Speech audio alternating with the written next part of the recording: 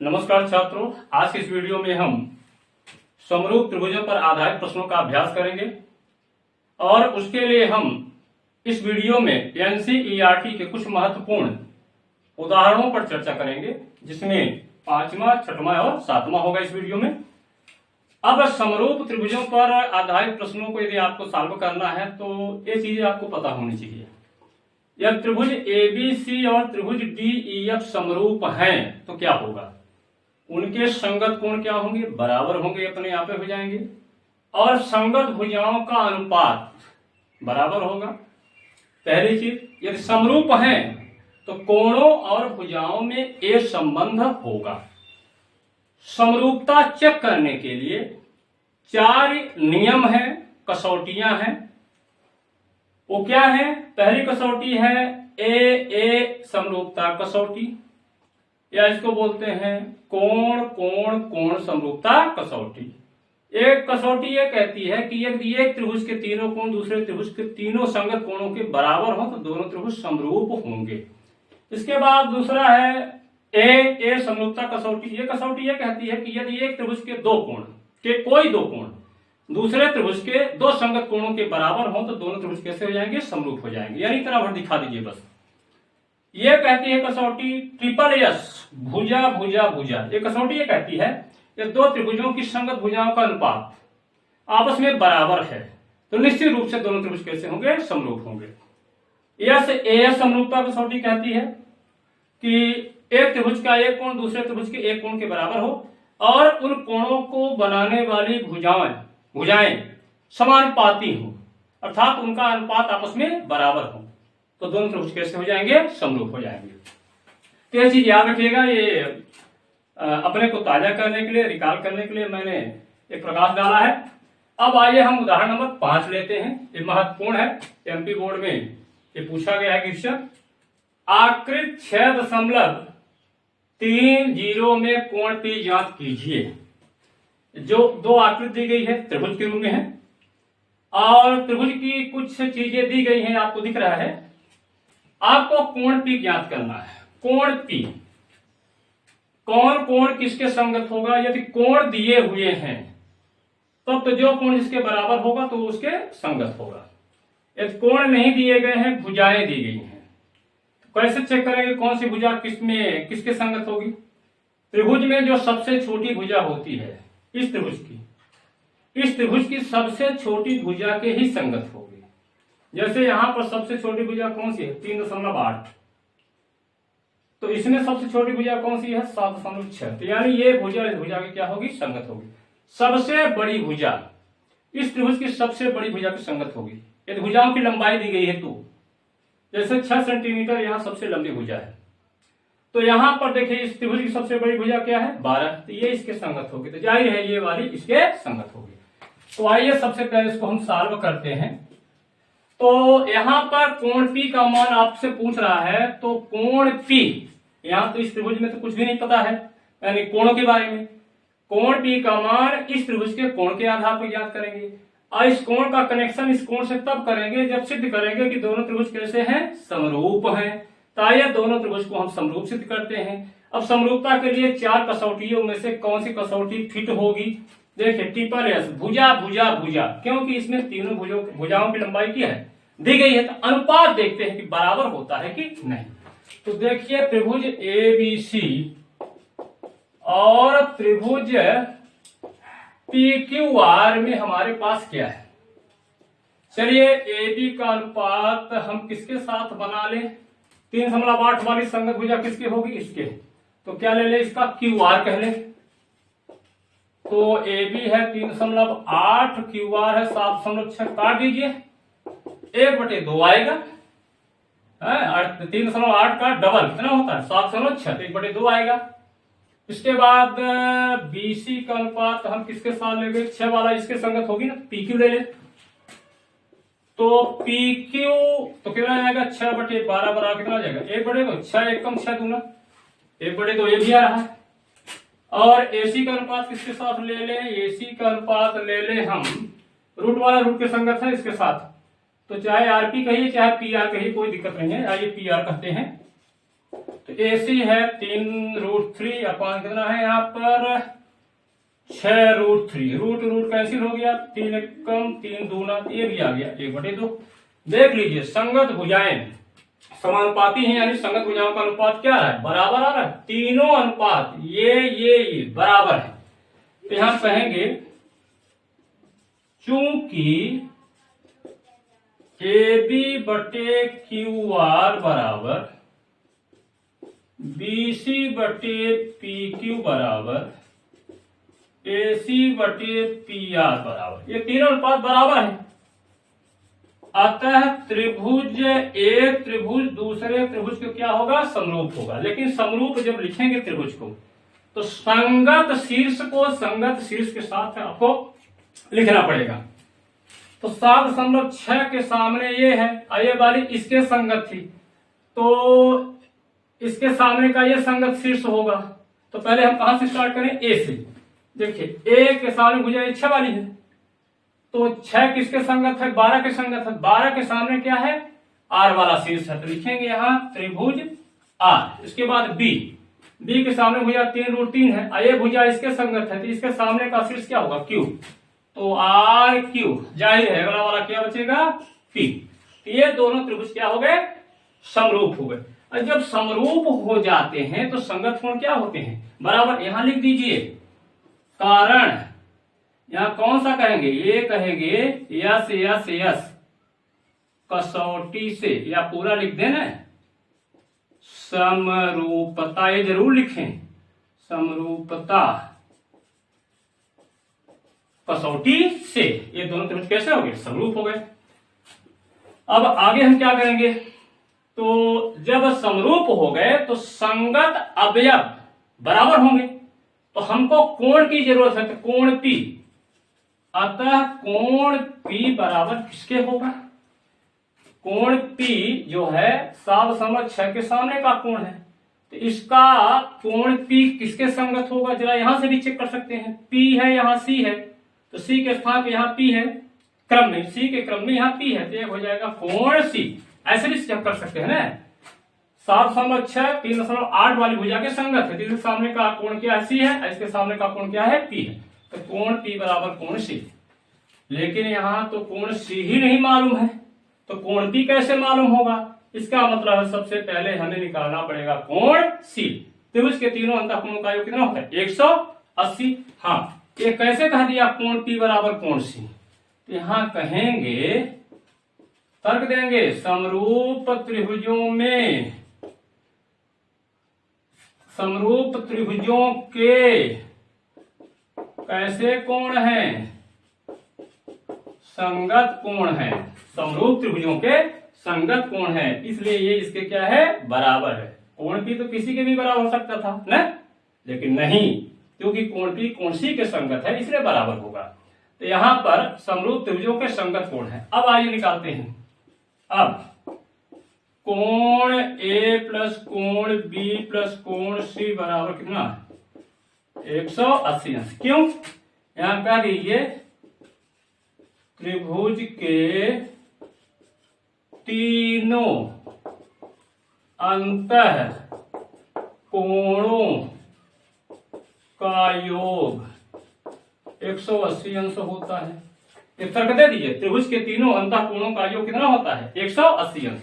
तीनों कोणों का योग 180 अंश हो गया। ये कितना कोण, ये 80, कोण B 60 अंश, तो कोण C धन कोण C इतना हो जाएगा, तो कोण C कितना हो जाएगा, 180 अंश माइनस 80 अंश माइनस 60 अंश बराबर कितना हुआ, 180 में 80 और 60 जोड़ दीजिए, कितना हो जाएगा, 140 अंश।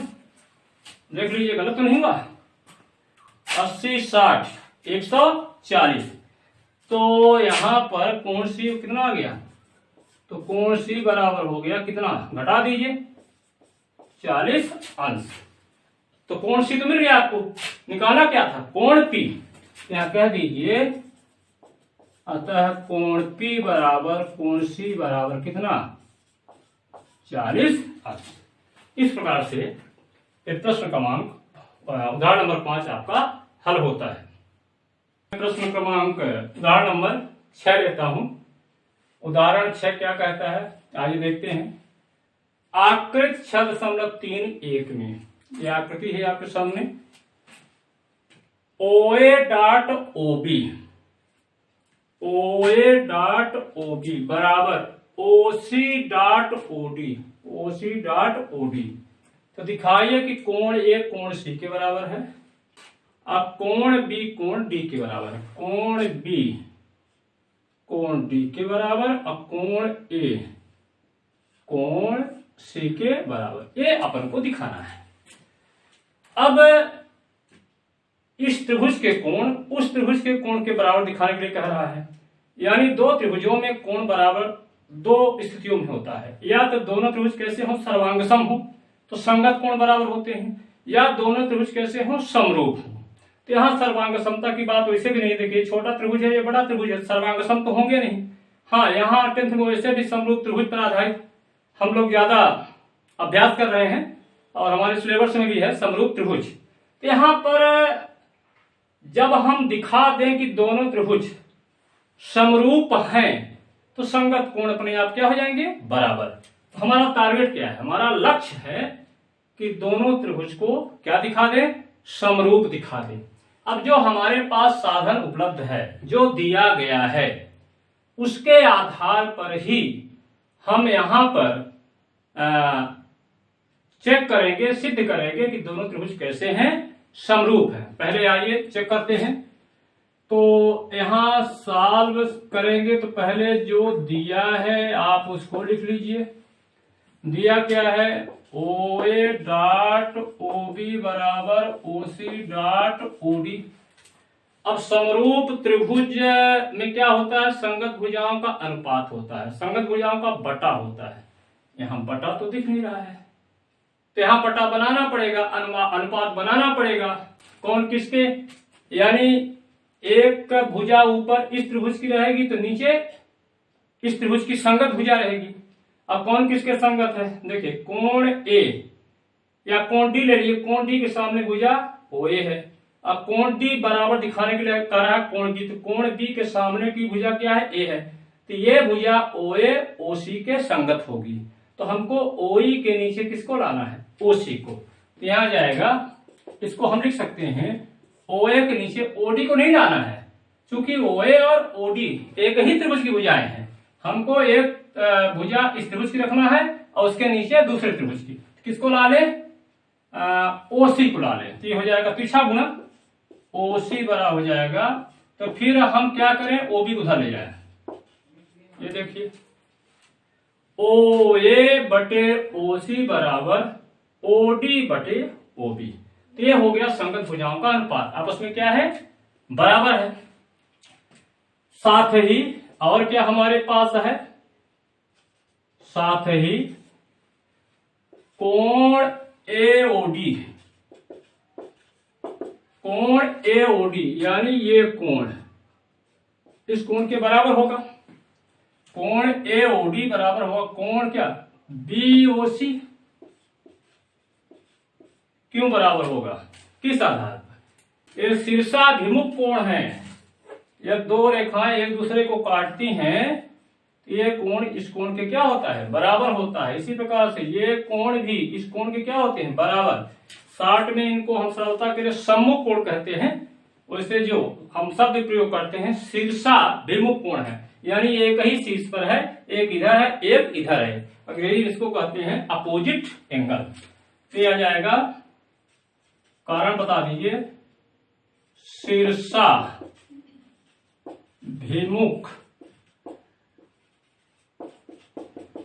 कोण है, ये शीर्षाभिमुख कोण है।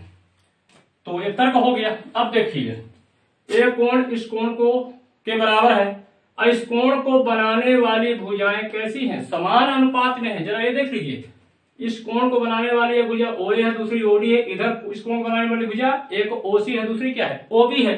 तो इस कोण इस और इस कोण को बनाने वाली भुजाएं कैसी हैं, समान अनुपात में है। अतः कौन सा लगेगा, कोण बराबर है और इस कोण को बनाने वाली भुजाएं समानुपात में है। तो भुजा कोण भुजा, भुजा कोण भुजा, ये वाली लगेगी। यस समरूपता कसौटी से क्या हो जाएंगे, समरूप हो जाएंगे। अतः त्रिभुज नाम लेते समय ध्यान रखिए कहां से स्टार्ट करें, ओ से। ओ ए डी किसके समरूप होगा, ओ तो ओ के ही संगत होगा। ए के संगत कौन होगा, ए कोण इसके संगत सी आएगा, क्रम में सी आएगा, इसके बाद क्या आएगा, बी आएगा। तो त्रिभुज ओ ए डी समरूप है त्रिभुज ओ सी बी, कौन सी कसौटी से, कह दीजिए, यस ए एस समरूपता कसौटी से। तो जब समरूप हो गए तो संगत कोण क्या होंगे, बराबर होंगे ना। अतः कोण ए बराबर कोण सी और कोण बी बराबर कोण डी। कोण ए बराबर कोण सी और कोण बी बराबर कोण डी। ये कैसे कह दिया, समरूप है तो ऐसा हो जाता है क्या, क्यों हो जाता है, यहां लिखेंगे समरूप क्यों ऐसे हो गए, समरूप त्रिभुजों के कैसे कोण है, ये संगत कोण है। यहां तर्क हम क्या देंगे, ऐसा भी कर सकते हैं कि समरूप त्रिभुजों के संगत कोण बराबर होते हैं, ये भी कहा जा सकता है समरूप त्रिभुजों के संगत कोण बराबर होते हैं, या इतना कह दीजिए समरूप त्रिभुजों के संगत कोण हैं। तो इस प्रकार से उदाहरण नंबर 6 आपका हल होता है। अब मैं उदाहरण नंबर 7 लेता हूं, बड़ा महत्वपूर्ण है, आइए इसको पढ़ते हैं। 90 सेंटीमीटर की लंबाई वाली एक लड़की बल्ब लगे एक खंभे के आधार से परे मतलब होता है खंभे से दूर जा रही है। चाल क्या है, 1.2 मीटर प्रति सेकंड की चाल से चल रही है। यदि बल्ब भूमि से 3.6 मीटर की ऊंचाई पर हो, यानी जो पोल खंभा है उसकी ऊंचाई है 3.6 मीटर, तो 4 सेकंड के बाद उस लड़की की छाया की लंबाई ज्ञात कीजिए। पोल है, खंभा है, खंभे के ऊपर एक बल्ब लगा है, एक लड़की खंभे से शुरू करती है और दूर जाती है। 4 सेकंड के बाद जहां वो पहुंचेगी उस समय उसकी जो छाया बनेगी उसकी लंबाई पूछ रहा है। तो ये खंभा है और खंभे से जैसे जैसे हम दूर होते चले जाएंगे मेरी छाया की लंबाई बढ़ती चली जाएगी। तो यहाँ पर पूछा, तो आइए सबसे पहले हम क्या बना लेते हैं, चित्र बना लेते हैं।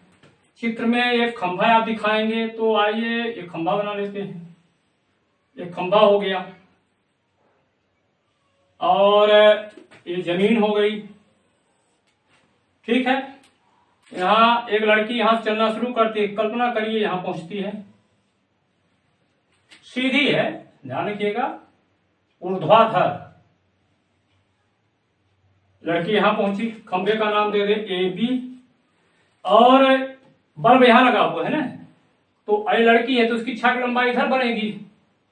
तो यहां से इसको मिलाते हुए हम खींचते हैं तो ये छाया बन जाए किसकी, लड़की की। लड़की का नाम क्या दे दें, सी डी। एक खंभा है, बल्ब लगा हुआ, यहां मान लीजिए क्या है, ई है। हमें मालूम क्या है, जरा देखिए यहां पर दिया हुआ है कितना, 3.6 मीटर, और लड़की की लंबाई 90 सेंटीमीटर है। तो यहां हम लिख देते हैं 90 सेंटीमीटर, लेकिन ध्यान रखना है मीटर में है तो इसको मीटर में बदलना है। और छाया की लंबाई आपसे पूछ रहा है, तो आइए छाया की लंबाई को अपन मान लेते हैं क्या है, x है। ये लंबाई, ये दूरी हमें ज्ञात होनी चाहिए। लड़की यहां से चली थी, यहां पहुंची है, और समय कितना लगा है प्रश्न के हिसाब से, 4 सेकंड। तो 4 सेकंड में कितनी दूरी चली, इसको हमें निकालना है। तो सबसे पहले जो आपने माना उसको लिख दीजिए। माना ए बी बल्ब लगा खंभा, सी डी लड़की की ऊंचाई, तथा डी ई लड़की की छाया की क्या है, लंबाई है। इतना हमने मान लिया जो चित्र में प्रतीक है। दिया क्या है, दिया है ए बी बराबर कितना है 3.6 मीटर। लड़की ऊंचाई दिया हुआ है सी डी बराबर कितना 90 सेंटीमीटर। ध्यान रखिएगा 4 मीटर पर सेकंड है, मीटर में है, ये ऊंचाई मीटर में है। हर चीज एक ही इकाई में होनी चाहिए, तो सेंटीमीटर को हमें बदलना पड़ेगा किसमें, मीटर में।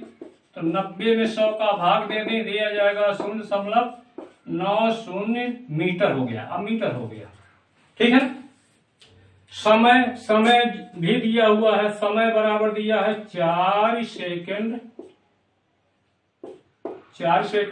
दिया हुआ है 4 सेकंड। चाल दिया हुआ 1.2 मीटर प्रति सेकंड। इतनी चीजें हमारे पास हैं, दी गई हैं। अब हमें ज्ञात करना है छाया की लंबाई।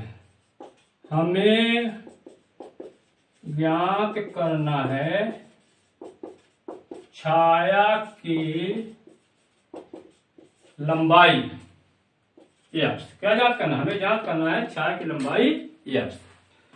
तो यहां पर समरूप त्रिभुज का हम इस्तेमाल करेंगे। यहां पर समरूप त्रिभुज में क्या होगा, भुजाओं का अनुपात बनेगा। उस अनुपात में कुछ चीजें हमें मालूम रहेंगी, कुछ चीजें अज्ञात रहेंगी।